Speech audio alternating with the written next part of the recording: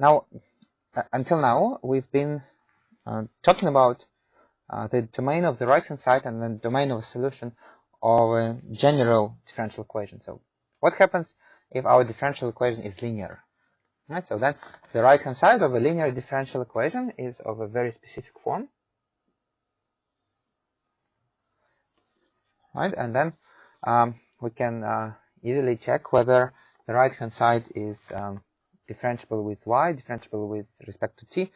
Well, basically, if we require the right-hand side to be continuously differentiable function, then it just means that these two coefficients, p of t and q of t, are continuously differentiable functions of one variable.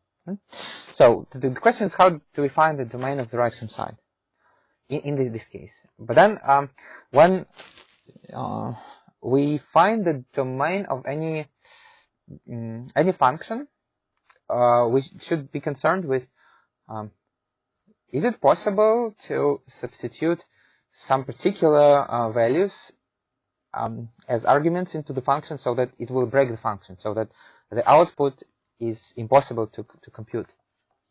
Right? So, and of course, if you try to assign some specific values to t and y, then since y is just is just here, so nothing can go wrong with y. So you can assign any values to y that you want. So if for a certain value of t the right hand side is well defined, then if p of t is can be computed, then of course whatever value p of t has, you can multiply it by y and then plus whatever value of q of t. So which means that the domain of the right hand side of a linear differential equation is only affected by the domain of the coefficients function, of the coefficient functions p of t and q of t. Well, and then if you think about it, then it's clear that the domain of the right hand side is really the set of all possible t and y, such that t belongs to the domain of p and the domain of q at the same time, and y is anything.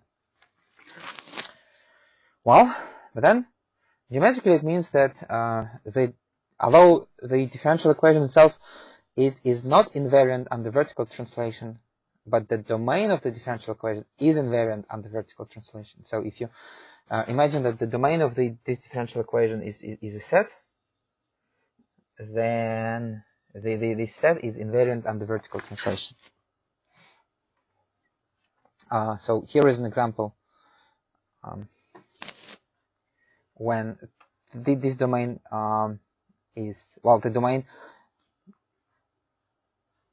in T is a union of two intervals, but then it means that the domain in T and Y, well, is basically the same. So T has to be either bigger than -2 or less than 1. So we get two half planes and an infinite strip, blank strip, where it is undefined in between them. Well, and here is one more example. Well, sorry, it's the same example. It's just that usually in this case, these kind of two separated domains, they can be treated as two different problems because they're really unrelated. So you cannot, if you start, if you have a solution that, I don't know, begins somewhere here, and then if you just continue that, since it cannot step into this blank spot, it means that it is really independent of a solution that can start here.